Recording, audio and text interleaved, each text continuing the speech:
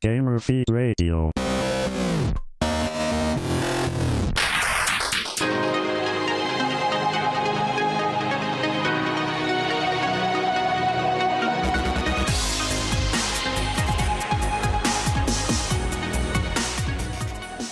This is Gamer Feed Radio.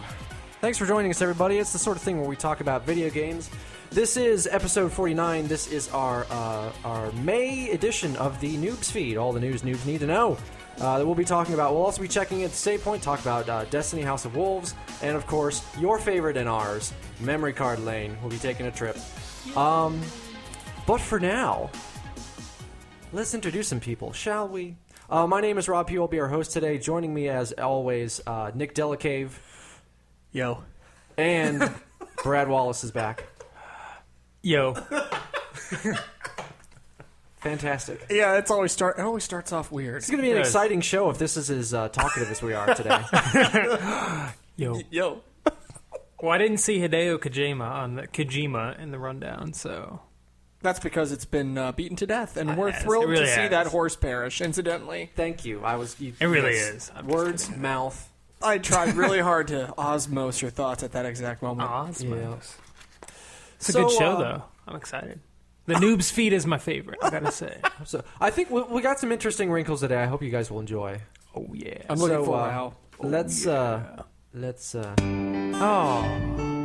take our little trip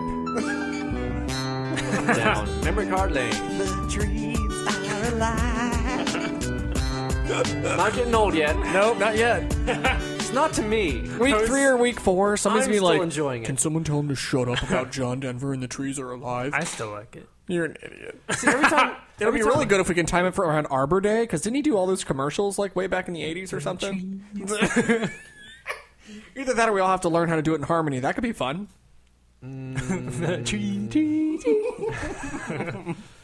Four-part. All right. So for those of you that may not be aware, that may not be on the cutting edge of Gamer Feed Radio segments. Shame. Shame. Boo. Get out. Turn it off. We don't want you. Memory Card Lane is the segment where we refer to the Grand High Holy Glorious Bible of video games here. 1001 video games you must play before you die. We flip through the pages at random. We find an old video game. We talk about our memories of it. Well, it's not really at random. We We don't want to talk about Nintendogs. Well, Except I think we did on that. we did actually on that one. Forget which one we just totally were. we skipped like All 3 right. times before we picked one. We can all vote I'm X. not going to do that one. We've kind of Moving talked on. that one to death. See, again, it's not completely random, but As we're close to trying- random as it can be. Zone of the Enders? Oh, okay, yeah, we can let's talk about go to that. the enders. Speaking of Hideo Kojima, Damn you thought it. you could get through this podcast Damn without it. that man's name. Why? God, why? No, but in all seriousness, those are really great games. So you've played them? I played the first one. Yeah, that's I think the one. I played it because it came with the Metal Gear Solid 2 demo. Yes. Thought you'd get through it without hearing that name. Yes, too, didn't I you? actually But- also did the same No, thing. but that game is famous for being kind of like when the Xbox 360 came out. They had the Halo 3 beta on a disc with a game called Crackdown. It was a new IP and all this stuff. Well, they And- just did that with Final Fantasy 15. Oh, that's another one, yeah. Yeah. So it's a game that otherwise wouldn't have sold as well unless they bundled it with some Why kind gotta of be a hater like that? thing. Anyway, the graphics were amazing. But, I mean, I love that. Oh, it's one of the Oh. best looking games. I really want to pick up the HD remake that came out semi recently. The Konami remember back seeing when that. they were still rational. They made like HD Metal Gear 2 and 3, HD Silent Hill 2 and 3, and HD Zone of the Enders 1 and 2. Basically, they're last Basically, hurrah. they're like prime stuff The from last the hurrah. PS2 era. Yeah. You are still salty about that, are you? Your feelings towards Konami? Well, the more that comes out about it and how they're shifting away from console games entirely is questionable at best. But I don't know. I'm not disappointed because I know Kojima is going to do something. He's either going to make video games or movies or whatever he does. Can't wait to be see. great, so. It's going to be excellent to find out. Yeah. So, Zone of the Enders, explain the game to me. I haven't played it. I briefly, vaguely remember you having it, Nick, when we were in college. But Yeah, I mean, God, you're asking me to remember like 15 years ago. I'll try. is it sort of It's basically a mech game. third-person mech shooter? Essentially. It's not a shooter. It's more like a action melee yeah. thing. But Like, I would you say have- there's shooter elements, though. But Yeah. it's not an FPS. Okay. It's kind of like a fighting game. Yeah. You would almost call it. Almost. It's like a very brawler. weird. Yeah, more like a brawler. Yeah. Yeah.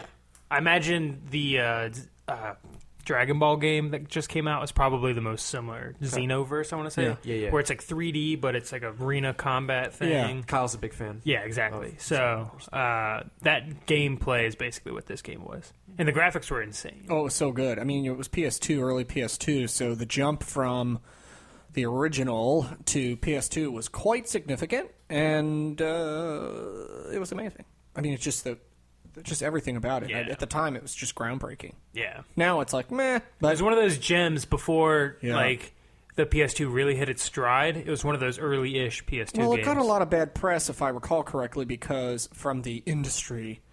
Because, and by that I mean all of us people who have opinions, because they thought it was kind of thin. Like, oh, it's not as intense as I'd want it to be, or there's a lot of gaps. It kind of got a similar rap as Final Fantasy Type 0 HD, where, you know, some of the backgrounds weren't as pretty as the actual mecha character designs, and I was like, That's true. I mean, yeah, they put all the effort into making the actual yeah, mech, the models so. were genius. But other than that, I mean, I think it fared average, if memory serves, at least at the time. Good enough to make several millions, and to have a sequel. But it was an enjoyable experience. I wonder if they're on the PS Now. That'd be a good one to rent That's for like something to look 24 into. hours or whatever. For Maybe if $6. someone had a phone, they could do so, and then we could look into it. Come back to this later. What are you suggesting? I'm saying you love sitting there while we're doing shows and checking your phone. I Maybe never you could do check my something phone useful while we're with it this talking time. unless it's important. Mhm. The life is important. I'm sorry. It takes priority over almost everything. Well, no argument here. Good. I'm glad that you see it Lame. my She's way. definitely my favorite person in this relationship, She appreciates that. not counting the daughter. Okay. Aw. Oh, You're third place. She's super cute. Anyway, all right. good game. Yeah, very good game. Worth checking out if there's If a you way. played Zone of Enders, you should tell us about it. Dang it. Yes, the Yeah. graphic for this memory card lane segment will be going up tomorrow, where you can chime in as well with your own thoughts. Wait, on today, Zone of tomorrow, or tomorrow's tomorrow? Tomorrow, as they listen to this podcast today. Ah. Give us a date. When will then be now? Soon. I got it. It just worked. It just worked. Just roll with it. Just agree with me. Yeah, Disagree totally. with me and Tomorrow, move on. it's Why do you up. have to ruin the fourth wall, Brad? I know. Shut I'm breaking it. I'm like Stanley Kubrick staring straight Son at of the an audience. idiot. I'm going, I was at the Crover Milk Bar. Shut up. That was my Clockwork Orange. Why are you still That's here? really good. Why? I God, don't why? know. Okay, Ludwig van. Okay, I'm done. Thank That's it. you. This is why there are weeks when you're not here. Because the rest of us need time to recoup. And when I go to meet my favorite pretty princesses in Disney Oh my World. God! I am so glad that you picked that up. By the way, Yes. because it was before the show started. I think I was crying. I was laughing so hard because I was like, Brad is currently down at Cinderella's castle, trying on all the things that might actually fit him. I got a dress. I got.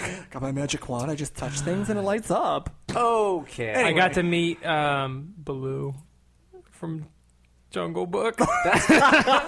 That's kind of the short end of the stick there. Yeah, he's really I mean, in not terms- like the prime stable of Disney kickers. Baloo, he's okay. Why do you say it that way? It's just Baloo. He's Baloo. They're like Baloo. Baloo. Why you gotta be weird? I'm like, because I'm embarrassed by it. I have to like let it out. Baloo. Okay. You're so stupid. All right, I'm going to move on with or without you. We're done. Cue music. All right. Oh God. Time to check in at the save point. Save point is our regular setting where we talk about what we're playing right now. Or have been relatively recently. Yes. I want to check in just briefly here and mention GTA 5, which I just beat this week, because it was one of my resolution games for this year. Oh yeah. One of the ones that I promised to go back and play. I recall. So finally got around to it. Finally beat the story this week. Really enjoyed it. The ending mission was a lot of fun. I wanna You said that ask so you about your convincingly. choices, but I don't want to spoil it. Well, we can throw up a spoiler alert, and then people will. Where'd it go? There it goes. There we go. Yeah. What did you take? Which choice did you take? I can't remember. I just remember the ending being all three of them at the beach or on a cliff or something like that. Yeah, you took choice C. Okay, so I got choice C, which Yeah. was, I forget how he frames it. It's like you either kill Trevor you kill. You have the option of killing A, Trevor, B, Michael, or C, you have a death wish. That's what it was. Yeah. Yeah. And Because then- your Franklin's offered a choice at the mansion, right? Yeah. Yeah. Well, Wow. at his house, but yeah. Such specific vagary. It is kind of vaguer. Because I little bit kind of forget it. It's been a little specific. while. I played it like literally at launch, September 2013 on PS3. Yeah. So, But over the a little course hazy. over the course of the game, you and your various 3 characters develop all of these enemies all over town, and Shocked. basically by the end They come back and get you. By the end, one is trying to get you to kill one of the other guys, another is trying to get you to kill the other of the other guys. Well, I remember watching you have the Hilljack Brigade take you out that one time I was here. Yeah, that was way back in That early. was crazy. I was Yeah. like, this is why I cut up this game. It's so good, though. Nope. So, So good. but I mean, choice C is really the only option. Yeah. really. Because I mean, Unless you especially- really hate one of the characters. especially if you really want to play, if you want to keep playing post game, because you lose the character if you kill him off. But if you don't, you go for choice C, which is interesting the way they phrase it as a death wish. Like It's you like know, it makes the last mission harder, doesn't it? Or something like that. it's just it's longer. It's Oh. an extended thing of you get into this big. So it's shootout. really not really a choice if you already know kind of what's going to happen. Well, if it's you not know. choosing. If you know, but the way they phrase it to you in game, if you know nothing going into it, if this weren't the internet age, Yeah, where it you was could look up so what intense. it was. Yeah. It sounds like one of you choose which of your 3 characters is going to die. Yeah. But it once you sounds actually like- go, if you decide to make the self-sacrifice and the character you're actually controlling chooses to have a death wish in this case, rather than kill off one of the other 2, you get to have your cake and eat it too. Yeah. So you go through this extended mission where you pull everybody in, you bring them all into the loop on this. You set up an ambush for the other guys, which is a really fun, pretty drawn out mission. And then once that's over, you basically everybody assigns one of the other guys to basically you're cleaning up all your enemies. So there's like a 4-part mission at the end of that where you take out everybody else that still wronged you, and it's basically clean everything up. We're going, not necessarily going straight, but we're hanging up the life for a Yeah, little there's bit. definitely like a finalness to Yeah. it, or whatever. Finalness. So each character takes out one of the other's nemesis, and then there's the kidnapping with Trevor at the end. That was fun. The assault on the mansion, Devin's mansion. Oh, yeah. Yeah. I see all this is like, I kind of remember it, I kind of don't, but yeah. I do Which is remember. hilarious because he remembered the damn date. It was intense. You said the date, but then you can't remember the story. You are useless. I remember some of my like favorite missions. I remember the one where you're like diving or you're underwater scuba and you Yeah. break in, and that's like one of the best missions. That was fun. All the heists are the best. The one where you hook up a truck or something to the guy's house that's like on Yeah, that was support fun. beams, and you like tear him out from under the house on this cliff, and it falls over. It's pretty great. That was just an interesting character moment. But I mean, It's pretty great. things. Those are things that I like. Some of neat. those missions. So neat. Basically, anytime they put me in a helicopter, I hated. I hate the controls on the helicopter. Yeah, any of the aerial vehicles. Yeah. I mean, the planes are okay. It's just the helicopters are just such a. And there are times where you're using them in a heist, and you have to actually, skillfully use it to pull off the heist. And the final heist, because there's 3 big heists in the game where you get to choose your approach. And as soon as I see that helicopter is included in one of those, it's like, nope, Yeah. sorry. So I ended up going with for the final heist. I ended up going with the basically the Italian Job version. Oh yeah. Because when it comes right down to it, for the I final think mission, that's one I did too, actually. you get you get a riff on the Italian Job where you have to steal these cars, you soup them up, and then basically you're loading each one up with a part of a gold shipment, and then making off through the city with it. And then there's the other one's kind of the older school bank heist, drill into the bottom of the bank thing, which I didn't do, but was also sounded interesting and suitably epic. Yeah. So if I go back, They call it the big one, right? That's Yeah, what- yeah. I remember that. big score. Or the big, yeah. But I mean that was a fun mission. Yeah, it was I enjoyed close. that. Yeah. Very great game. Good game. That's an easy 10 out of 10 for me. That's like as close as a video game can get. in my Wow. opinion. I have to say it won me over in the early days of playing it. I wasn't quite sold on it. It has a very particular point of view. There have been criticisms about it being misogynistic or just sophomoric, and that's certainly true. There's shades of both. But by the end of it, I kind of got more of an appreciation for what they were doing with it, and there's some stupid humor, there's some frat boy humor in there too, but there's some really clever stuff too. That's the way they've the radio always been. ads. Oh, But they're great. you can't have frat boy humor. It's not allowed. And the music is great too. Not just the soundtrack on the radio stations, but also like the score. It's by this group called. I'm gonna mess it up. So I think it's Tangerine Dream.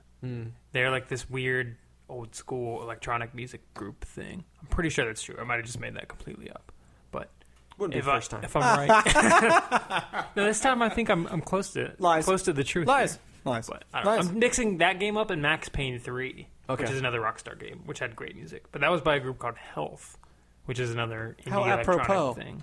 But Max Payne 3 is amazing. That's another one of my all-time faves. 10 out of that. 10, 100 in the top 10 games. It's on the top 100 of the top 10. You really should make that a thing, like write a book. The top 100, top 10 games. It would of be all like, time. I would set it up by like genres or just console generations. ram it all into one like you typically do. I think I can do that. That'd be too much work. That's how I do Oh, movies. because breaking it out into infinite parts isn't complicated. It It's is time complicated. consuming. These is my favorite spaghetti westerns made Idiot. between the years Idiot. 1968 and 90. That's not really the right genre. Spaghetti western is real. Anyway. All right. So GTA 5 definitely worth the playthrough. Absolutely. Also want to talk about House of Wolves, Destiny House of Wolves this week. Yes. I'd already bought the... Whoops, you touched a button. I did. We're talking about this today. That was in no way intended to give fanfare to the game in general, but perhaps to Rob's experience with the expansion. Let's just move on. Rather than trying to tie that into anything or make any excuses. So, already had the season pass of Destiny. Obviously this was a fairly highly anticipated release because the first release, the first expansion didn't kinda meh. really... Yeah, is the easy way to put it. So I just finished up the story missions today, and on the whole, I think they did a pretty good job this time around. It's not ultimately what I think I want out of an expansion, but it's an awful lot better than what they've done so far. They're definitely heading in a good direction. This time around, I think the helper characters are a lot more interesting as opposed to Eris Morn from the first one. This time along, you get a member of the Awoken, the Queen's Guard, Petra, and a member of the Fallen race, who's also at the Reef, Varix. And they're kind of both in your ear, on your comms, helping guide you through missions. But it's a lot more active involvement than what you usually got with the Dinklebot in the original expansion, the original release. So they're a lot more interesting. There's a lot more... Every time you check in with somebody to get the next step of the quest, there's like a little bit of quest text that goes along with it that kind of helps build the story a little bit more. There's a lot more in-between steps where they're sending you over here to talk to this person. You're getting just little extra pieces of story that way. Throughout all of this, new Grimoire entries are being released and uploaded to your account, so you can check that out too on your Grimoire score. And those help fill in some of the gaps with the story too. So... on the whole, everything kind of flows a little bit better than... It's a shame that you still have to go someplace else for the Grimoire, but the story, I think, works a lot better because it has all these different things coming at it. Some of the new things they added, I love that they added in these wanted bounties where you get just extra bounties where the whole expansion, I think, works because it's based on the Queen's seeking revenge. So she's opened the Reef to the Guardians to come in to the xenophobic Awoken, infrastructure, and because she needs their help. Because the House of Wolves that she had, there had been a war previously. She decided to show them mercy. They were with her. They felt it was more of an enslavement, and now the leader has kind of broken away and is trying to unite the other fallen houses under his own banner. So since she, from the Queen's perspective, she showed them mercy and they spat in her face, basically, she is out for vengeance. Get 'em. So she's calling in all the Guardians to help her out, which I think works because with the first expansion, everything was about getting you to that raid. And because of that, and because they realized that people wanted to get to the raid, they wasted no time getting you there. So you ended up with, 2, say, 5-minute quests. That's probably a little bit of an extreme, but, maybe 10 minutes each. Yeah, short. Story missions, and then the third one was a little bit longer than that, and then that was pretty much it, and you were done with extra content. Because, for better or for worse, they were trying to get you to the raid because they thought that's what you were here for. Right. But There's a whole bunch of us that aren't. But it felt so unbelievably phoned in. Of course. Whereas this time there were 5 or 6 story missions. I don't remember how many. There's all these other things going on. Because she's out for vengeance, she's sending you on all these wanted bounties, like, you know, take out this guy, take out this guy, take out this group. So you're going back through all these old areas and you're finding individuals and you're taking them out. You have these extra public events where, in addition to all of the regular public events that trigger, you'll also get a fallen attack where a crew of them will come down, they'll attack, you'll fight through 4 or 5 waves. And then once that's done, you take out the big bad at the end of that, you get a key that opens up a chest that spawns someplace in the area. So you got to go run and get to the chest real quick. And, of course, they show up in different places. And I'm shocked by that. Waves and waves. But it's fun that there's extra stuff going on out in the world. It's fun that you're being sent out to do these things, to these kind of little, you know, secluded places in the maps to go find this group of enemies. Kind of a shame that some of those you only get to do once. But still, there's a little bit extra stuff there. You get to go to new parts of old areas, which was a lot of fun for me. Spoiler alert. But for people that have played the original release, they did some really cool stuff with this one, where you get to go in one mission. You get to go basically straight out to the beginning of the game. You go back outside the wall to where you're all the way out to the out where the rusted cars are and everything, where you woke up at the very beginning of the game. But now you're actually out there. That's where the final confrontation of that mission is, and you can explore around a little bit too. You also get to go to the King's Watch finally, which is an area off of the rocket yard on Cosmodrome, where it's always been walled off. You could get just close enough to it that the new location would pop on your screen. It was kind of infuriating because you couldn't actually go there because there's a sealed off doors there. But now that opens up in a new mission, so you can actually go through there, and there's you know, a conclusion at the end of that area too. And then probably my favorite mission is there's a story mission that takes you inside the Vault of Glass, which was really cool for me that hasn't actually run the raid to get to go into this location. You gotta do the raid. Yeah. Nope. But it was really neat to have this you know, this story mission that takes you in there. That is actually really cool. And then you go in. I don't know what it's like in the actual raid, but kind of the final conclusion of this mission is basically you have to wipe out 6 oracles. That sounds like step 2 of the raid. Yeah, and that's probably what it oracles. is. It probably takes you straight up to that because you get to this. You do a little bit of platforming, just like simple platforming, where things aren't moving or anything like that. That comes later. And then you go down to this kind of big area where there's 6 different oracles that pop up in different locations, and you have to go. I'm having flashbacks. You have to go take them out in order fast enough that they don't wipe you. Mm-hmm. Meanwhile, you've got hordes and hordes of fallen attacking you the entire time. But that was a lot of fun. That probably took me more tries than anything else in the story mission part of the expansion so far. Even the final confrontation, I have to say, the final confrontation for me was a little bit of a letdown. Because once you finally get to the last story mission, there's a fun platforming part where you've got all these platforms that are appearing and disappearing, kind of at random. You have to pay attention to when one phases in and make sure you don't get caught on one when it's disappearing, or you'll fall to your death. And then you get to the other side, and you finally get a chance to take down Skolas, the Kell of Kells, he calls himself, that the Queen once brought to justice, and. I mean, I got to the confrontation. I'm like, oh, this is going to be cool because there's a couple of servitors up there that I can't attack. They're immune to fire, so I'm like, I'm sure it has something to do with that. And there's Vex gates behind him, so I have to shoot out the gates, I'm sure, and all that. And then I saw him come out. I'm like, oh crap, I gotta deal with him a little bit first. And then 12 shots with my sniper rifle, he was dead, and the mission was over. I'm like, oh, okay, Yeah. So, But good. yeah.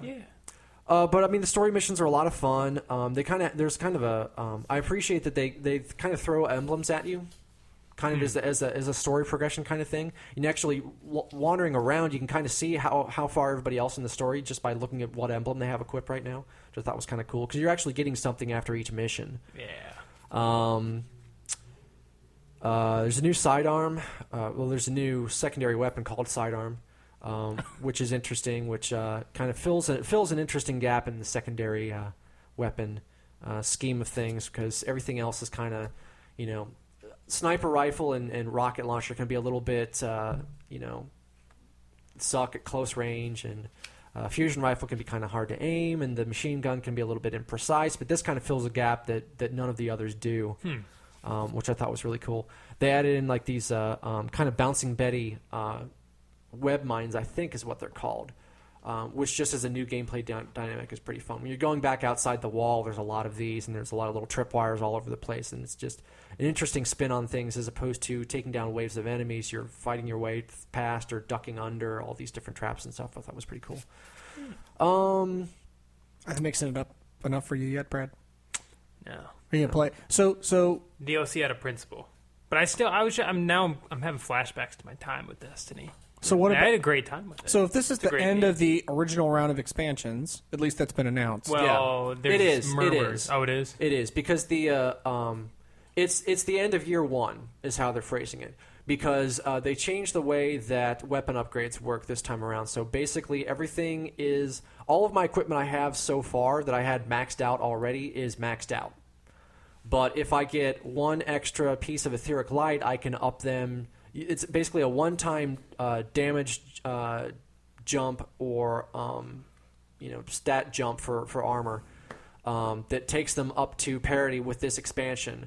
The only problem with that is that the only way you get that is by competing in Trials of Osiris, the Prison of Elders, or Nightfall Strikes, none of which I play. So I'm probably as far as I'm going to get without getting new armor. There are a few selections in terms of being able to buy vendor armor, but less than there were in former expansions. So then, for better, for worse. If that's but they do definitively say there, purchasing this finishes you off for year one. So there's year supposed to be 2 is another- Destiny 2. Destiny Comment is what the leak was saying, is the second, not expansion, but Iteration the of second the universe. Yeah, the second year 2 basically. I think is what they're really. So gonna go then, with. does that count as a new game for you? I'll do anything as long as it's free. I'm not going to spend more money No, until it's like a new thing. But that's what I'm saying. So Not like a DLC expansion. If it was like Destiny 2 or Destiny subtitle, but what if they don't? essentially 2. Yeah, but they don't. Okay, so they don't So call it sounds, that. But it sounds like he's saying yes. okay, yeah, Because this will be a full new game thing. that you'll have to pay for, but it'll be a new game.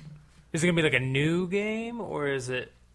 I don't know, because I'm confused by their It's plans. It's with going all to be of it. Meteor. Well, because they haven't said a whole lot definitively about what is coming out, but it's going to be more than either of the expansions they've released so far. Well, the original leak from like 4 years ago We or whatever may have talked about this. was back when they signed their contract with Activision. It was going to be a full Destiny game followed by an expansion, which now they milk into 2 expansions. Which is fine. And then they're going to do another full game. That's the one I'll jump on board with. If it's like a full featured thing where you're essentially not necessarily starting from scratch, but like as good as starting from scratch, rather than a DLC expansion, which is just here's some more levels. That doesn't interest me at all. Especially for the price. It's $35 for the season pass to get not that much content, in my opinion. Yeah. Except for a new raid would be fun, but I don't know. I'm having, PTSD with the one time I tried to do the raid on hard. It was a nightmare. But the raid on normal is one of the best gaming experiences ever. Raid on hard is just...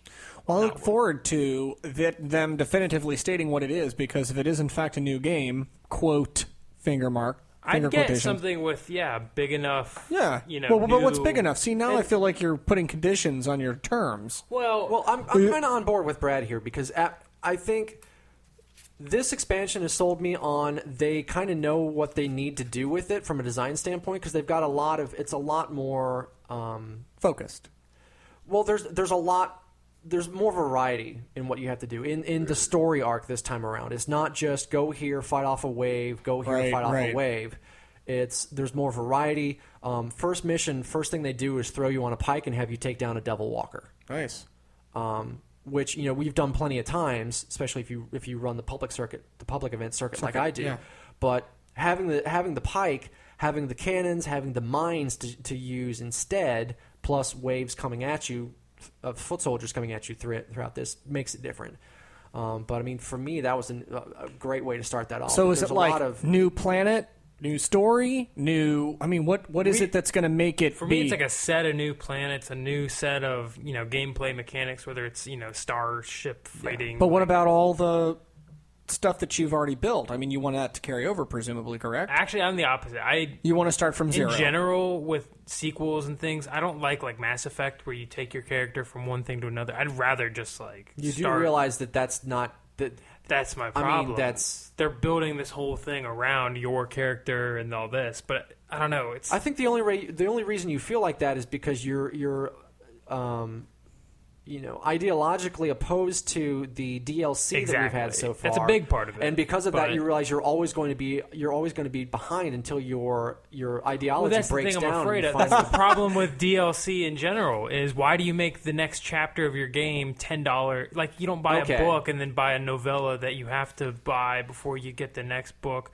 Except for some cases you do that. But it's like, why make it a side story if it's not good enough to be in the real thing anyways? See, it's weird. You could potentially skip the expansions if you wanted to. Not that I care about the story, because I don't care at all. I'm just saying, if you're looking at it strictly from, gameplay, which I think Destiny has some of the best gameplay ever. I look at it this way. I could have skipped the Dark Below.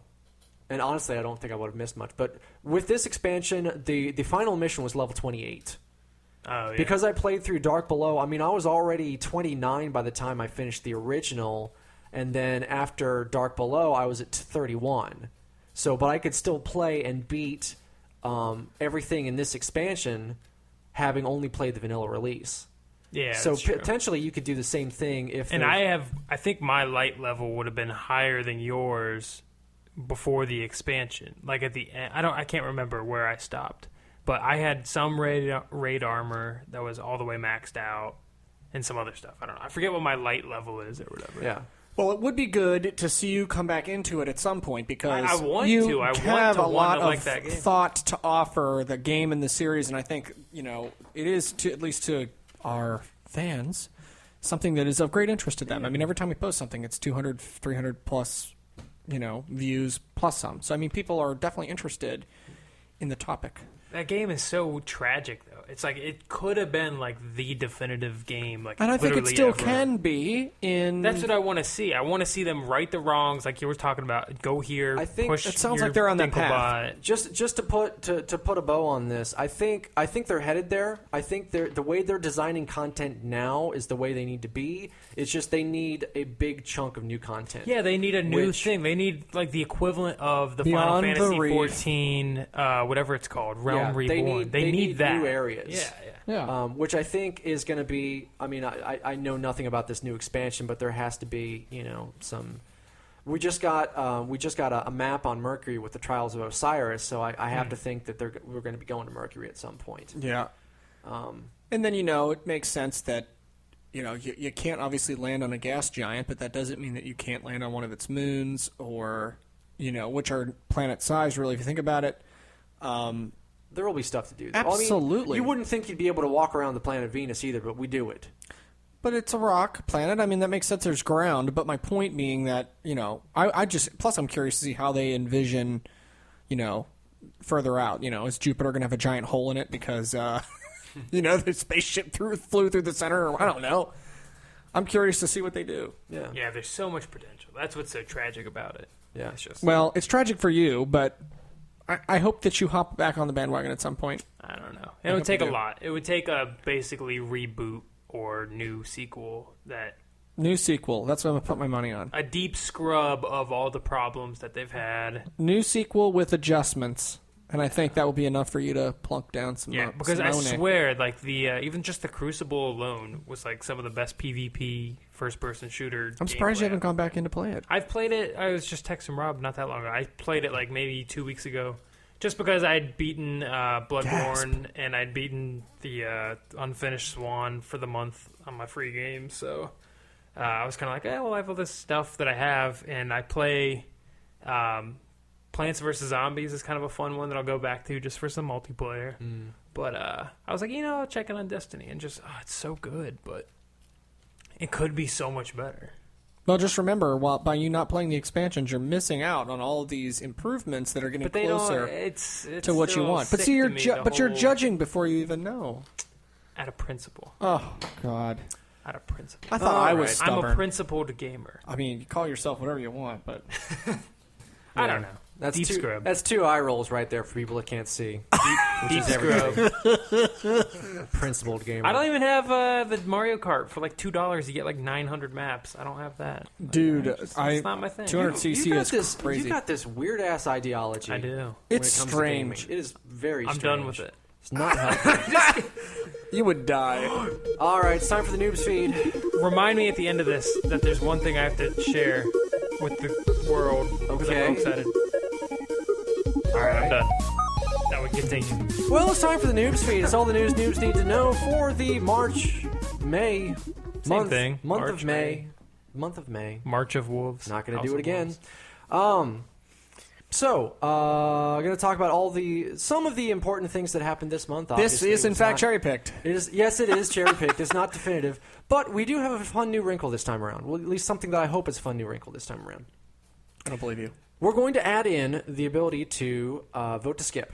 Ooh. So if the two of you can agree on something, you can vote to skip one of these topics if you don't like it. I say we skip the first I'll let you one. do that twice. You only get 2, so you better look at the Ooh. agenda Twice. and think Everything else seems pretty good. wisely. Everything else is worth mentioning. Well, nice to know you approve of my agenda here, you son of a... Pika. Everything Yeah. else is good. So, first up, Party Not Found. Halo Championship Series Season 2 Cup Number 1 was scheduled to be held across Xbox Live, and actually was. They did the first day of it. It was 47 teams competing for a $3,000 prize pool. There was some problems with some problems reported during the first day of competition. There were a lot of... Shocked. Basically, a lot of people were contesting the results. And they took a look at it and they decided to cancel the rest of the tournament because they were having some problems due to Halo Master Chief Collection's party joinability issues. Since the One of many since issues. the entire tournament was held across Xbox Live instead of actually in a place with everybody, it was they couldn't continue with it. So after months of patches, Halo Master Chief Collection still not considered tournament ready. Finger quotes. So the question for this one, since we haven't chosen to vote to skip yet... I'm fine. We can Okay. continue. Okay. What does 343 need to do to repair their relationship with the gamers after the Halo Master Chief Collection? I think it's too far Saga. gone now. And it's now the Halo comical. 5 is coming out in a couple months. I think at it's this a silly stopgap, and let's be honest, and I say this with all due respect, $3,000 is not like, yeah. really? It's not like $10,000 or, Prize something. pool in Dota is like in the millions or at least hundreds of thousands. It's just, Like- it's kind of pales in comparison. It's kind of a chintzy promo, but I don't know what for. And it's almost like taking all the good things that was the Smash tournament that Nintendo did last year and not having it. I don't know. It doesn't sound very well thought out, which for Microsoft kind of surprises me with their one of their Microsoft is prime in some bizarre world right now. Yeah, but with their prime IP, it's just strange to me. Well, Halo is in all kinds of issues. And actually, news tidbit, they're doing a new bundle now. You get a white Xbox I One just saw the thing. with a copy of Master Chief. On But it's IGN. just it's not there. I don't know. I imagine you could buy it. The game is fine single player by all accounts, I think. The only problem is with these matchmaking, party joining, this, that, the other. But, Halo 5 is going to be like a disaster. Not going to be, but you imagine in the minds of Halo fans, there's nothing you could do at this point to save that, And and they have been why would we trust you when you already bungled this up so bad? And they have been throwing out some free stuff too. The remaster of Halo 3 ODST. Yeah. Well, it's fine. It's just and especially because they were trying to push Halo 5 as an eSports thing, which anytime you try to force eSports into anything... Yeah, just let it happen. Yeah, you let it... That's why Melee is so amazing with Nintendo, is that game is, 14 years old, and people still watch it, still gather to play it. It's not something that Nintendo is forcing, hey, let's have a tournament, let's do this. It's actually 10 plus years Kind of after the the opposite, fact. really. Yeah, it's the opposite. They're trying to stop people from playing it competitively. Literally trying to stop Well, for a while, they've started to embrace that recently. Yeah. But Tournaments in general, apparently. More to come. ooh, tease. But yeah, I don't know. It's just so bizarre. we'll get to more esports here in the next topic. But I don't know. It's just it doesn't seem natural. It's just It seems like a forced PR stunt, like I said. It's done. Yep, I agree. Boom.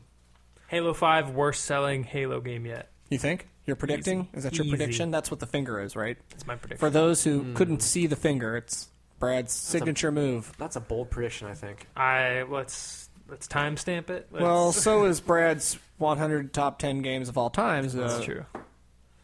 Flower. Top All number right. 9. I feel like we're out of kidding, juice it's on not. this one. Yes. Yeah. Poor Microsoft. Please send help. So up next, I didn't have an interesting headline for this one. Talking ESPN eSports commentation. Go on. Colin Cowherd of ESPN Radio swears he's going to retire if he's ever made to cover esports. He went on like a 3-minute rant on his radio show. This follows the ESPN2 broadcast of the Heroes of the Dorm tournament, where college students competed in playing Heroes of the Storm to compete for their college tuition. No mention in Colin Cowherd's rant about how esports is so horrible and it's not really a sport. No mention whatsoever of the lumberjacking, strongest man competition, great outdoor games, or the X Games that ESPN2 also runs. Mini golf tournaments, yeah. Yeah, the other things Oh, my God. Whatever. You can tell where I feel on this. He's not alone in his critique. The reception to the ESPN2 coverage of Heroes of the Dorm was mixed, at least judging by Twitter. So the question on this topic, what will it take for esports to gain acceptance by the world at large? First off, I gotta say, I miss Jim right now is what I'm going to say. Yeah, this would be a great gym topic. Yeah, but Jim Plickta, friend of the show, couldn't be here tonight. podcaster at the show, couldn't be here tonight. But I will like the biggest group of like whiny babies in the world behind gamers is like sports fans, like ESPN kind of dedicated sport, in my opinion. It's like, dude, what are you talking about? Like, I'm sure you're not the biggest tennis fan on earth. If I ever have to cover tennis, I retire. Get what over are you talking yourself. about? Yeah.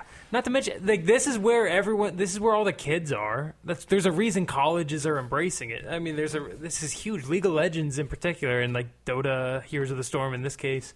Like, this stuff is exploding. It's huge. I mean, it's more popular, I would say, than, WoW ever was or any other mainstream popular video game competitively, especially because WoW isn't necessarily a competitive game. Right. But I don't know, for esports to be accepted, I mean, it just needs to be enjoyed as a spectator sport because, you don't have to be a football player to watch an NFL game on a Sunday and appreciate it. You don't have, I think for esports to be able to take off, you shouldn't have to play Counter-Strike Global Offense and know exactly what's going on from a player standpoint as you should from like a spectator standpoint. But it needs to be fun to watch in order for it to take off. But I think this is really interesting because I kind of get it. If you're in the esports arena, unless you're on Twitch or you know where to go, you don't know it's there. I mean, you know what happens, but if you're not competing directly or you give it crap, you're not really there. So I think this guy's point is, is it ever going to be accepted by a mainstream cable provider and be put on the air? I mean, I sit here and go, what else does ESPN do? And I'm not saying this to be derogatory to any of the following mentions, but you've got, the national cheerleading competitions and dance team competitions, which are on there now. But this is the same kind of challenge that, bands, particularly DCI, if you're into drum corps, I mean, they've been complaining for years. They're like, really? I work harder than, a million times harder than any of these idiots. Yeah. For, with talent, I might add, in their opinion. And I got to play and move and do all this multitasking stuff, and I don't get any credit, and nobody covers it. They have to do their own kind of, network media and everything. So I think the problem with esports is that that hasn't happened on a mainstream channel or channel type situation, but I don't think it should. Because that's not where media is going. Media is shifting away from them. It's kind of also, to shove it in this guy's face, I mean, he's in a dying medium. Right, he's a dinosaur of ESPN cable is, radio. people are leaving. The hilarity is he's complaining on his radio show about what the internet is doing. Yeah, and I'm using something from 1809. But look, I mean, at the end of the day, he's, it's kind of contradictory in terms, but I think it does highlight that esports, it is surging right now because of all the things that you mentioned, but I think it's going to take more time until they have an actual dedicated medium. Now, one of the things that could work and this has kind of been played with a little bit at E3, is, every once in a while Spike TV jumps in and says, I'll pick up that press conference, or I'll pick up this thing, or I'll do that. I think more of that is interesting and should be encouraged. I mean, what is it going to hurt ESPN to put it on ESPN3 or ESPNU and pick up a League of Legends tournament and just do it for a season and see if you get the numbers to justify the business case. I mean, that's ultimately what they're saying is, I'm not going to... I mean, this guy's just being a douche, but I think, the company's also going, there's no money in this, so I don't want to dedicate airtime and cost. But the weird thing is, you would think gamers are such a niche in their mind. I mean, even the most cynical view of esports would say gamers are such a niche audience. You can market to them so particularly. That's one of the big reasons why esports is so big. You get keyboard manufacturers to sponsor your tournament, and you get your Razer keyboard or whatever it is all over plastered everywhere. Yeah. I mean, it seems like there should be a lot of money there for all intents and purposes. I think there is, if again you know about it, and I think that's its problem. So and I don't think it would take a big leap. Because, for example, last year, PlayStation had their E3 app on the PlayStation Store that you could download and kind of follow the events. Nintendo, obviously, I think, did the far superior job of the digital content distribution of all their stuff with Treehouse Live all week. And you could basically get it anywhere. And everybody knew about it if you read any gaming news at all. But League of Legends isn't like that. I mean, you don't really hear a whole lot about it unless you're specifically on a PC-oriented type thing or you're really focused on it. I mean, it's not like IGN talks about it all the time or, Polygon. I think it really lives whatever. On YouTube. And, yeah. That's one. I'm not on YouTube. I'm not like a YouTuber by any means. We have a YouTube, but we're not heavy whatever. Yeah. So a lot of this stuff lives and breathes in Twitch and YouTube. Right. But, I don't know, to a bigger point, I think to get people to watch it, it needs to be easier to follow. It needs League of Legends. If you don't play it, it's really hard to follow. But something like Street Fighter, I'm not the biggest Street Fighter fan. I mean, I've played 2 and I think it's great. I've played 4, I think it's great. But you just watch 2 top level Street Fighter guys go at it, and it's some of the most thrilling stuff ever. Even Smash Brothers is more relevant for this table. But I think the moral of the story is if they can get it, the content around it in a structure that is more familiar to more people, I think it'll be easier. And they kind of do have that. A lot of these MOBA teams have personalities. They have that's what a lot of sports is. Even NFL, there's drama between this guy who used to play for this team versus his old video game high school. Yeah, that's literally. I mean, that's what the NFL is. That's what a lot of professional sports are. Is not just the game itself, but the drama behind it. I mean, that is a big part of this rivalries. The Steelers versus the Bengals, whatever it is. But I mean, if you look at something like, video game high school, which just highlight competitive video gaming in a kind of quirky way, millions and millions and millions of people watched that. Yeah, especially the first 2 seasons. YouTube is literally where all the kids are, and so. I think it's, and YouTube's catching up. We posted today that they've got their now 60 frames per second live stream for gaming in 1080p. So, I mean, gaming videos are a huge part of the reason why YouTube blew up, I would argue. I mean, PewDiePie is, I think, the number one subscription or whatever you would call it. Channel, that's what I'm thinking of. Yeah. Number one channel on YouTube. And just a gaming-focused channel. Yeah. So. Which I love that they can get away with all the copyright violations and nobody says anything, but... It's totally fair use because it's commentary to some degree. Right. Yeah. Right. Agreed. Interesting. And not to mention, when you have that big a platform, that's free marketing to get some goofy, Swedish or whatever he is, dude, playing your game. That's free marketing. I think he's Swedish, right? I don't know. All right, Norwegian. Up Get next, out of this hole right now. Holy spreadsheets, Batman. Arkham Knight DLC Season Pass was announced for $40, providing new content rolled out over the next 6 months after launch. It's not out till next month. It offers story missions, villain invasions, skins, challenge maps, Batmobile tracks, all sorts of stuff. The Harley Quinn story mission stuff is available on all pre-orders. The Red Hood stuff is available to GameStop.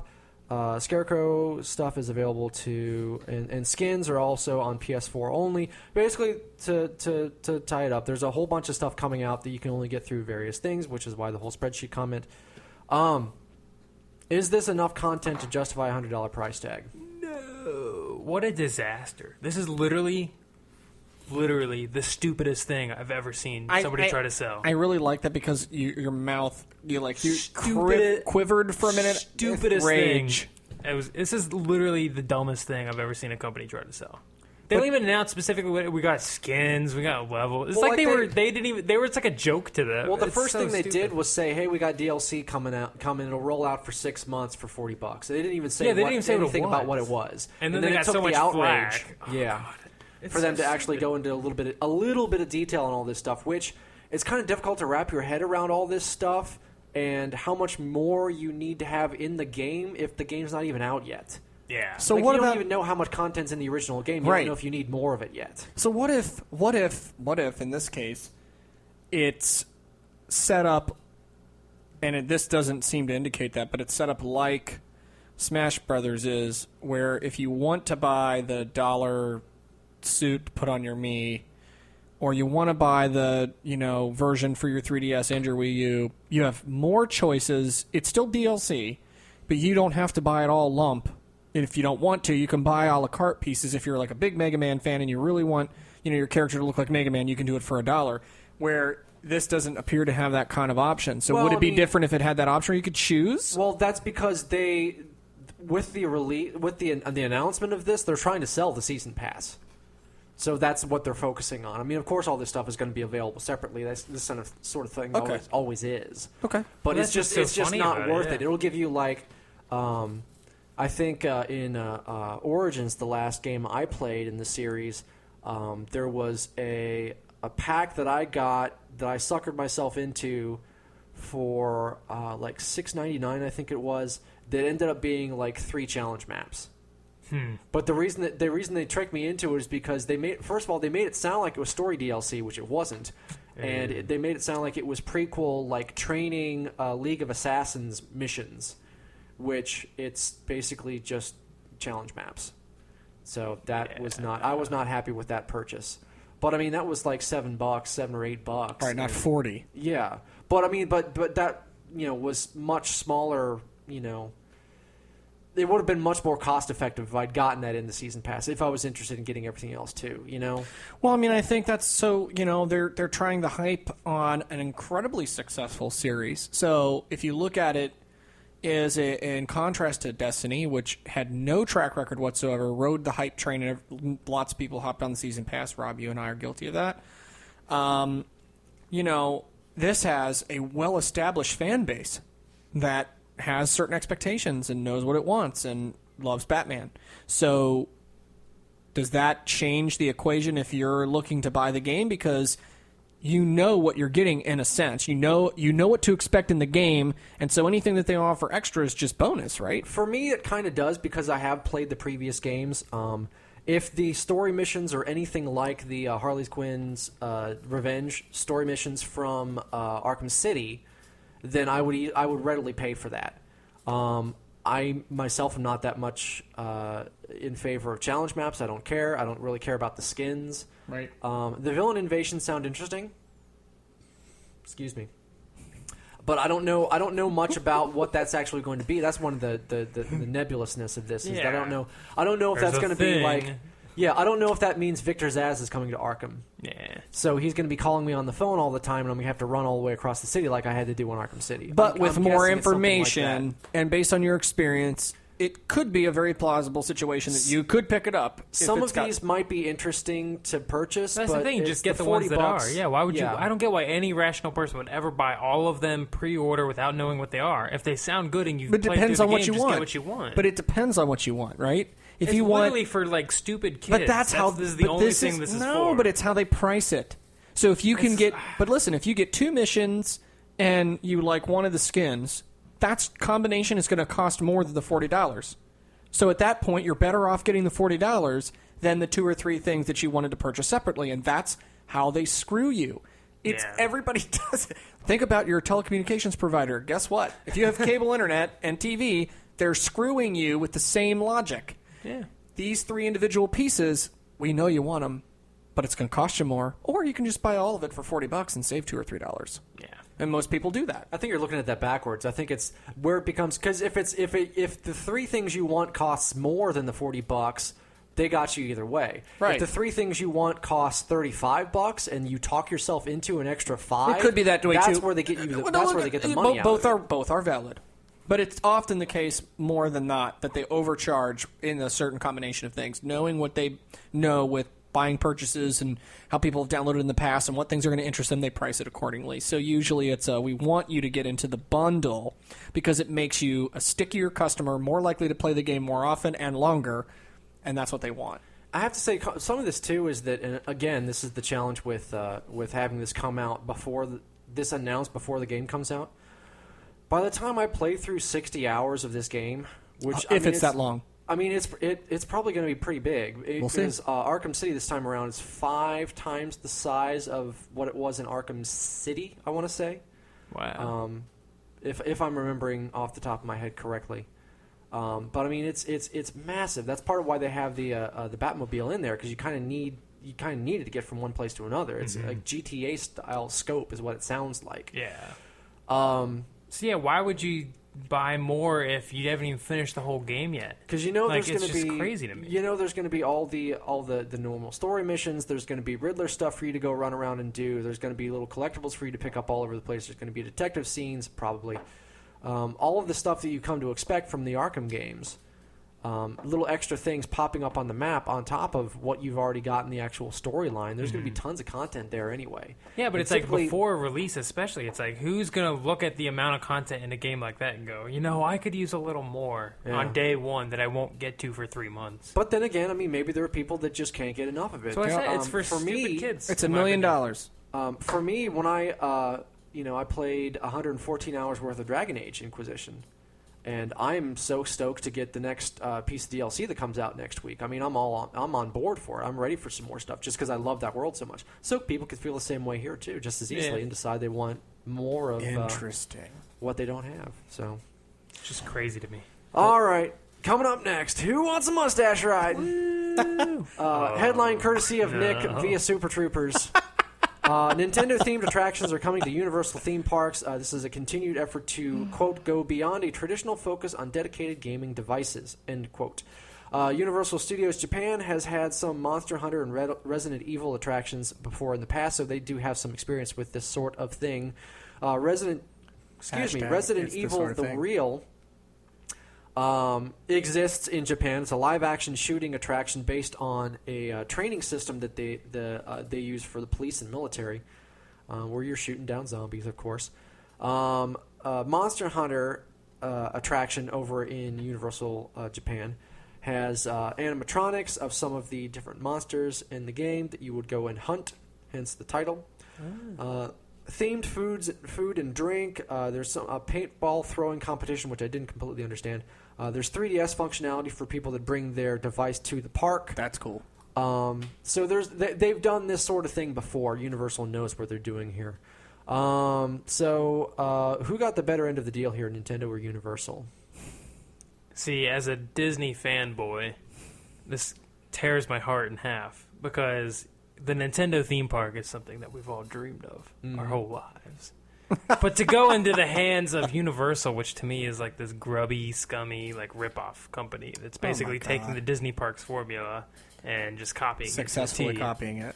Yeah, well, I'd rather see it with the actual Disney designers and, ride attraction engineers. Imagineers, as they're called. I know what they're called. But they're the competition. Yeah, but I mean, Disney seems them and like their Infinity Toys to Life. Yes, that's true. 3.0. That's very true. Star Wars coming your way. I don't know. It just seems. I don't know. I've always thought that Universal's kind of gross and like. Harry Potter World's amazing. I'm sure. Yeah. Amazing. I'm sure it's Just good. saying. But I'm such a well, hater. Well, I'm you're such a hater. fanboy. Yeah, like, because if you can't put it. on a princess dress, you're against it. It's true. I Look, dress up as Princess Peach. I'm sure you did. Rosalina? Nobody needs to see that, wolf boy. Gross. Wolf boy. You said it the other day with your. I do have Hairy wolf. werewolf arms. Yeah, follow me remember? on Instagram, Brad Wallace 6. I thought you were going to say Harry Wolf. Add Harry Wolf At arms. Harry Anyway, Wolf arms. Hashtag Harry Wolf arms. But I don't know. I would love to see. I mean, Nintendo totally is the winner here because they're the ones in financial dire straits. They're not They're not in dire straits. I'm just saying. I mean, they're definitely going to benefit here by licensing this stuff more than Universal. They're looking to broaden their reach and their appeal, and this sounds like a really good way to do it. Yeah, I mean, look, Universal, they already had the relationship, so it kind of makes sense. And I do think that they're more willing to experiment with different things. And I think if you've been to Harry Potter World, you know that it's fantastic. I mean, it's absolutely one of the coolest things. And I love Disney, don't get me wrong, but it's a completely different level of entertainment in a very different way. Tends to be a more mature audience, interestingly enough. Get out. But it does. Well, I mean, But I think this actually is good for both of them. I think it gives Nintendo a more solid footprint here in the States because it is often considered a very Japanese focus. We talk about it on the show all the time. And there's only Nintendo World Store in New York. So if you're not there in Japan, you kind of are either a fan of the IP or you're not. So I think this is really good. I don't know. Is it going to have the rabid fan base as Harry Potter does? No. I don't think anybody's going to show up in a Mario hat. A Mario theme park would probably be more successful. I think that depends on the implementation. It depends on what they do with it, which leads to our next question. Hyrule would be sweet, but... Ooh, it would. Now, see, that, I, as a 30-something, would go do that. So what kind of attractions do we want to see? Just everything. I'm a big dark ride fan, so anything that's Metroid. Like, yeah, something like a Metroid dark ride where you're going through a spaceship. Where you're like not necessarily in the ball rolling around and it does spins and things. A Mushroom Kingdom dark ride would be great. Bowser's Castle. Yeah, Bowser's Castle. But then you could have thrill rides. You do like a Mario Kart thing where you're driving upside down or something crazy. I'm sure there'll be a Mario Kart roller coaster. I mean, even Star Fox lends itself to that. Ongoing daily Smash Brothers tournaments. You actually get to fight. You just fist fights in put the on street. these gloves, get it. What? Pull on Brad's werewolf See, the thing hair. that sucks about the new trend in like theme park attraction design is so many of them are basically just like 3D movies that like shake you, and it's so stupid to me. Like old theme park attractions, you go through the scenes, and that's the cool part of it is that you're seeing these like Disney's living Haunted animatronics. Mansion. Yeah, the Haunted Mansion is like one of the great attractions ever. It's one of the greatest things you'll ever see. It really is. But Really is. because you're actually moving through these scenes. But then when you go to Universal and they have great rides, Harry Potter World's to some amazing. degree, but it's like they're all just you stand in front of a 3D screen and it like shakes you and you're falling down a building and now you're tilted. But it's like you're just sitting there. You're not moving through something. If they did something with like animatronics in a Mushroom Kingdom, where there's Goombas and there's Toads and there's that's and there's Bowser. Don't you know?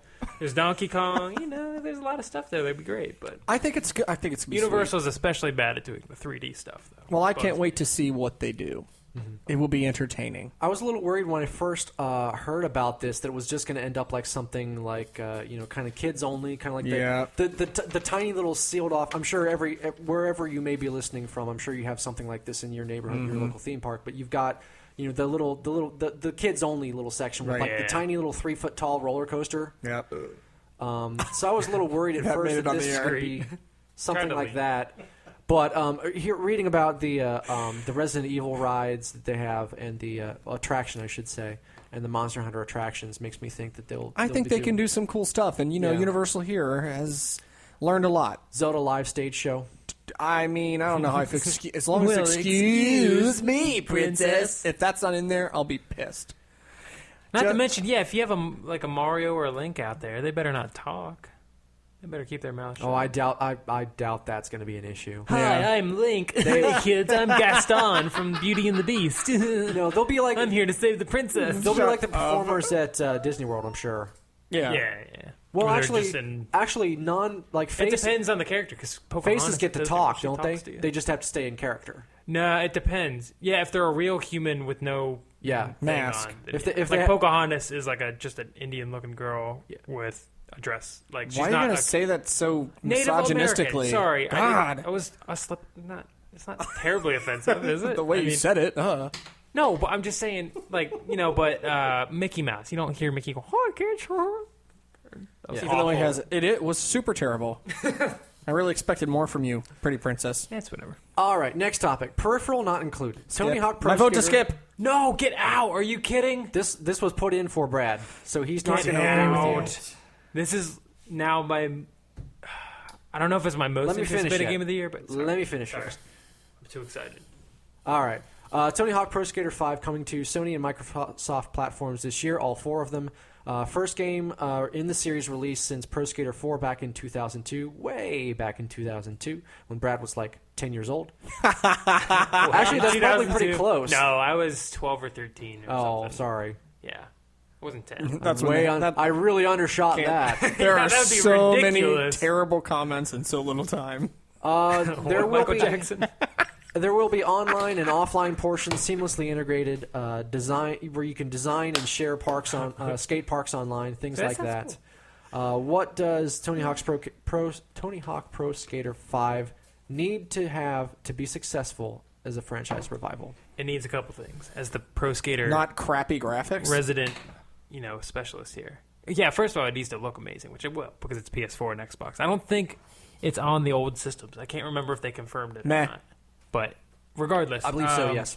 It needs, one, to not have a terrible soundtrack. And as the games went on, because there were not Pro Skater games that came out after 4, there was Shred. American Wasteland, Thug, Underground.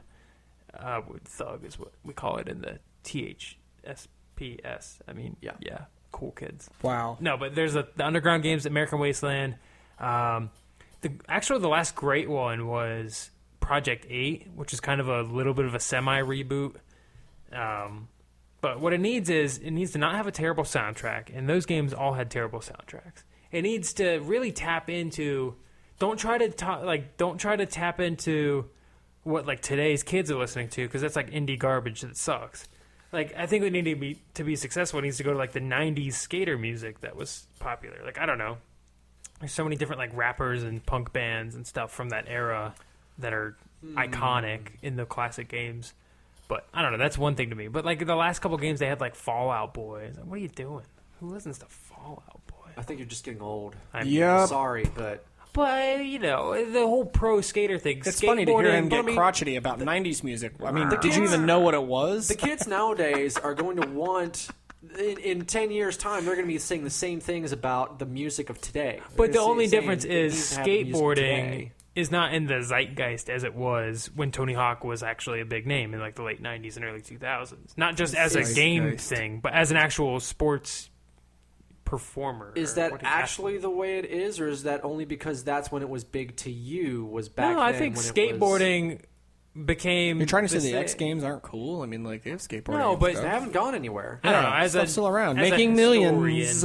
As I'm not an extreme sports historian, but skateboarding seems like That it had hasn't this. stopped you in other areas where you claim to be an expert. I'm just saying, it was like so big in the '90s. That's what I mean. That late '90s, like that was the skateboarding zeitgeist. I don't know. You had like Limp Bizkit. You That's had the Fred word Durst of the on day. A skateboard. It's true. I mean, skateboarding is not as popular now as it was. Just make sure that you hashtag Back that when you post the show. That's true. I'm just talking. I just think that's funny because I used to think that it was, it wasn't as big in the 90s as it was in the 80s when I was a kid, and I remember it being a huge thing, and everybody had a skate. Everybody had a skate magazine with them in class. Kids and was these looking days. through, With boom boxes on their shoulders while they did 360s. What's it called? I think that's just a Thrasher rolling magazine and stuff, generational yeah. thing. Did you say, what'd you say? Thrasher was I like thought you said something else. Anyway.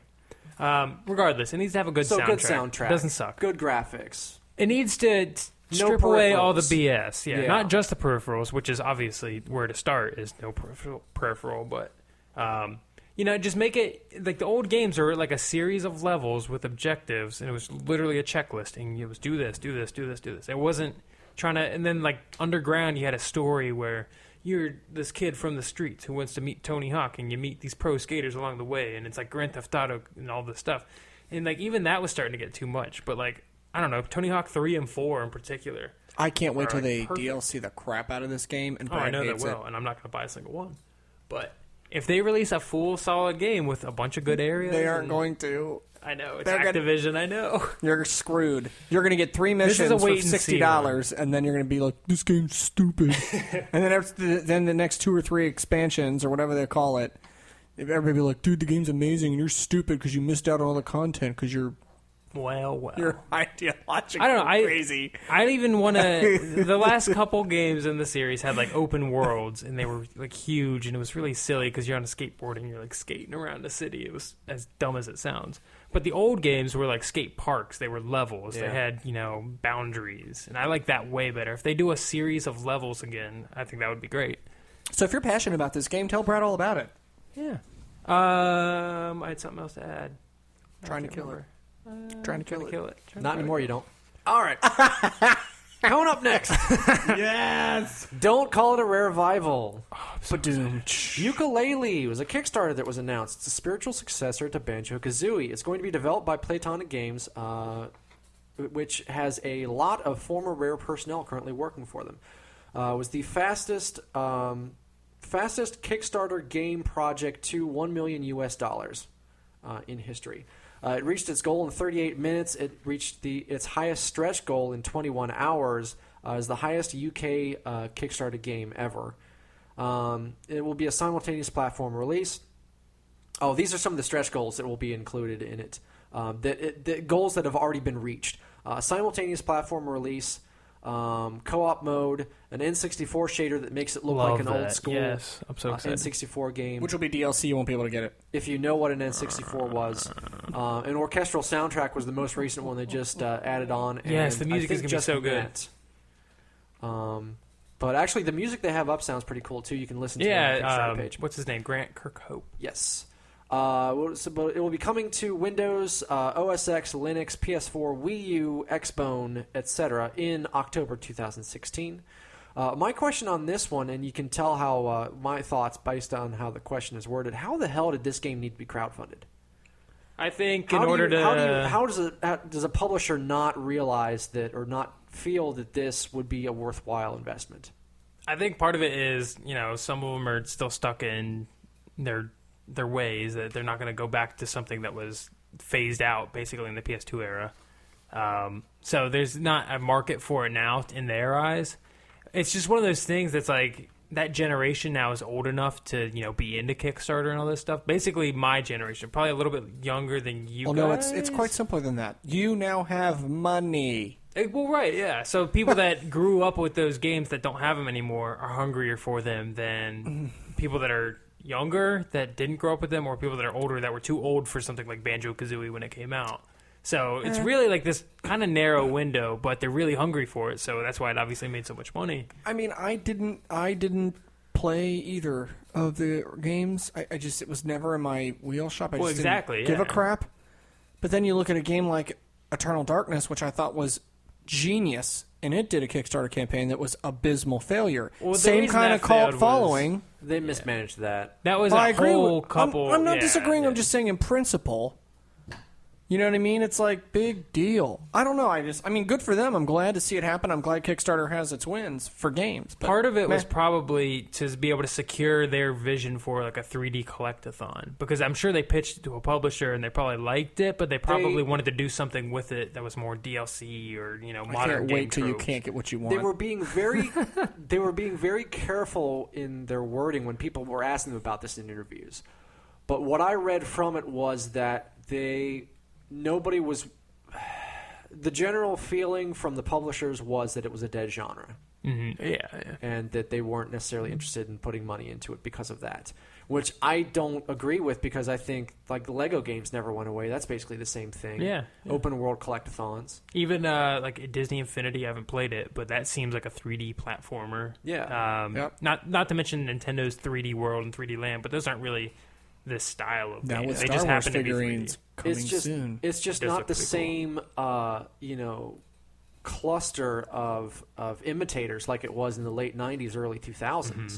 It's just it was the hot genre there for a while, and then shooters kind of took over. Yeah, that was like during my formative years of gaming. So those are some of my favorite styles of games in general.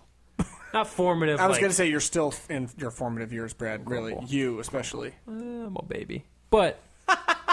I'm just saying, like, this was music to my ears as a 90s kid, late 90s kid, whatever you want to call it. But You mean late 90s when you were at least conscious? yeah, I was conscious. Yeah. I was conscious in the 90s. It's No. better than some kids that are, like, born technically with the decade in their birth date, but weren't conscious for it. Wow.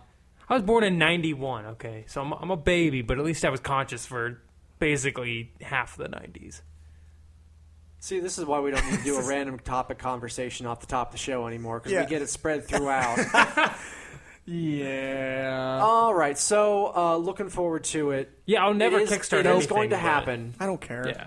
It has been fully I can't kickstarted. wait. It's not going to, and I get the feeling from these guys too. These aren't going to be one of those Kickstarters that turns into vaporware.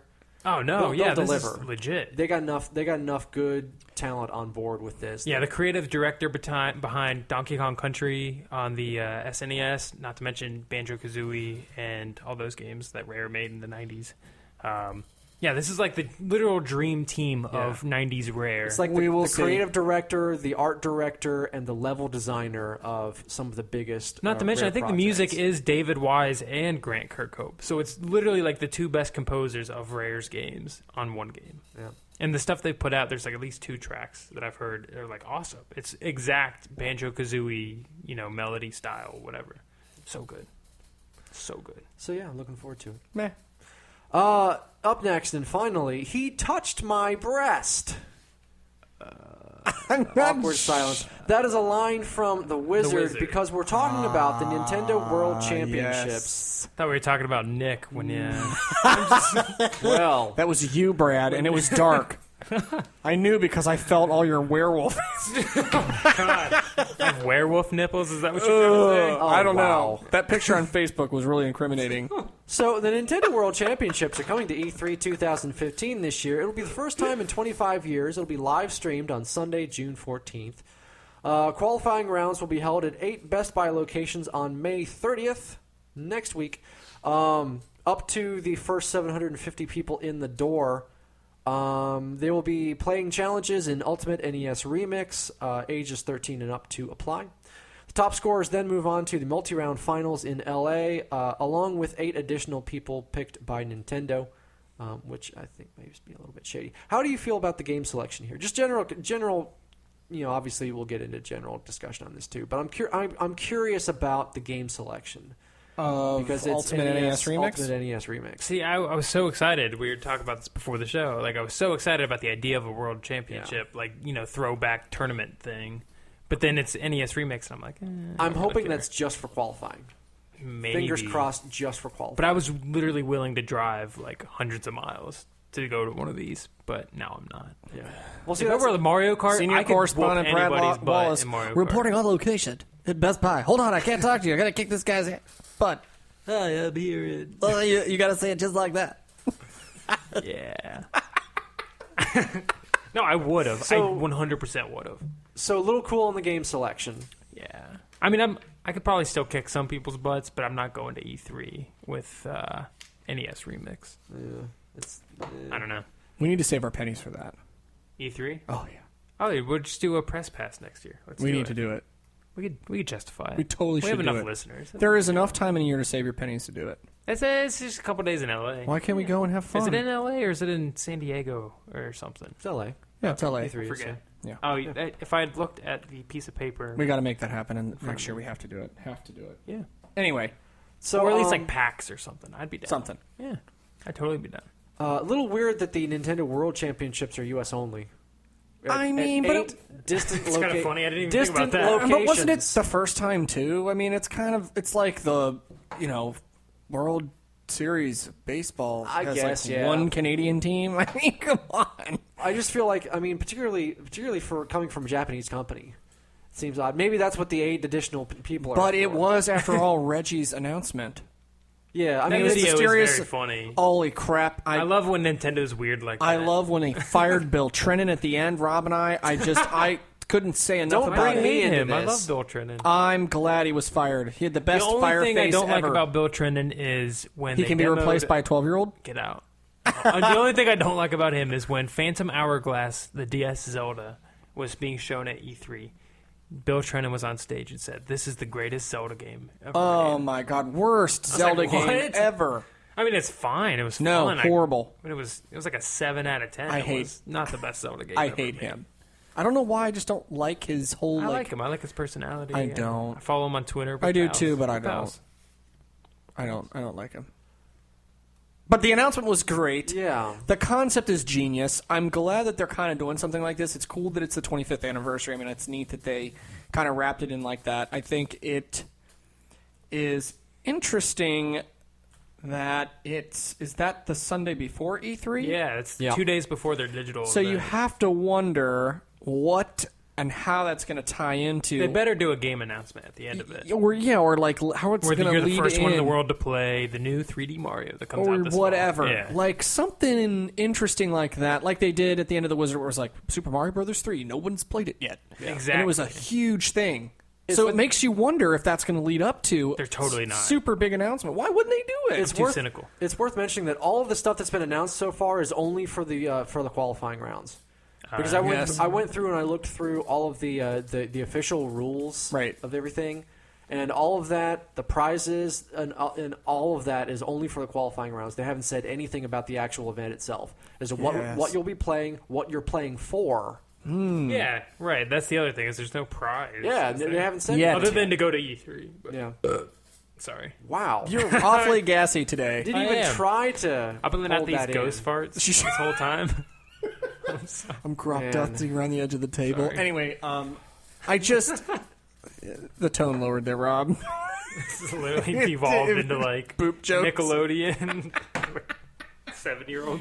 Anyway, it never stops being funny. Actually, moral of the story is, I think it's great, and I do think that the limited way in which you can get into the tournament. I mean, they pick major population centers, which I get, but go on the road, like. Have like a bus that drives, and you can literally just show them some leg on the side of the street, and they'll pull over and let you play around or something. I mean, like, why is it gotta be drive 3,000 miles and to get to the closest stupid? And why in a Best Buy store? Dumb. And then it's only the first 750 people right. Yeah. get a chance to play. Yeah, I You mean, get a wristband basically. right. I mean, I get it. You know, I still might do it. The more I think about it, I might still do it for NES Remix. I think the closest one's in Illinois, so start driving. yeah. I'll literally start camping out tomorrow. Shut up! I can't even hear you. You can tweet all your I will adventures. live tweet. Just Can you imagine redirect if I all your literally did tweets that to our to you guys? Facebook page. Senior correspondent reporter yet? I'm crazy enough that I might do it. Yeah. I might do it. So whatever. just real quick here to wrap things up. What do we want to see? I'd out rather of see this? them What better do we games. want to see? Yeah, what do we want to see? One. What games do you want to see? I'd rather because I like the way they did the Smash Invitational last year. If it was something like that, but with other games, if we were talking Splatoon, especially because it's new, they should be promoting it or whatever. But Mario Kart, Smash Bros, even speed runs, all kinds of stuff. You said you were going to share with the world something, so we have to do it before we're done. What is it? I forgot what it was. I knew you were going to say that. I completely forgot what I was going to share. Stay tuned to Brad's Twitter feed for once he remembers what the hell it was he was going to say on You're the like, show. oh this wait, I got week." something to tell the entire world. I can't remember at all. I think that's great because now people are going to really I'm click. so tired. So, while I haven't Brad slept all thinks- week. Yeah. Thoughts on games? I mean, I agree. We kind of talked about this pre-show. I think Mario Kart could be really interesting. I think it's kind of a no-brainer actually because it's real easy entry and it's cross. How hard is it to press a whole day and do some swerves. I really like the idea of something new being announced or a game that goes unannounced all the way till the end, so people can't necessarily prepare for it, and it's really an even playing field like they did in the movie. Will they actually do that or not? I don't know. It leading up to an announcement at the conference, I think, is a cool concept. I mean, I don't know. We'll see. I don't know if I'm they could kind of do any- open-minded about it. I don't know if they could do anything now that would be as big as Super Mario 3 was back then. I think I it's remember possible. my world announcement. Because I don't think Mario carries the same cachet Write it anymore. down so you don't forget. It's not that big a deal. Yeah. I don't think Mario carries the same cachet anymore. I think. I'm trying not to. Oh yeah. I think You know him? I think Splatoon would be a good opportunity for them to promote a game that just came out. That's true. And there is obviously a competitive aspect there already built into the game anyway, Mm-hmm. so they don't need to do much there. I think Star Fox could be interesting as a way of promoting something that's coming out later this year. If there's Interesting. and I'm sure there's going to be a multiplayer of some Because sort Smash in wasn't there. out when they had the Invitational, so it was a way Correct. for them Yeah, that's to true. demo the game and get. And was obviously very successful. so. Smash, of course, I don't think would work in this case because there are too many people that would just absolutely destroy. everybody. But I think the benefit here it's like a triathlon. It's not who's the best Smash player. It's If who's it the was. best Smash, Mario Kart, Mario, Star Fox. If they went did with the something like same that. as they did last time, Right. 25 years ago. We'll That's see. what I'm hoping. And That's what my hypothetical dream. If it ain't broke, don't fix it. Yeah. All right.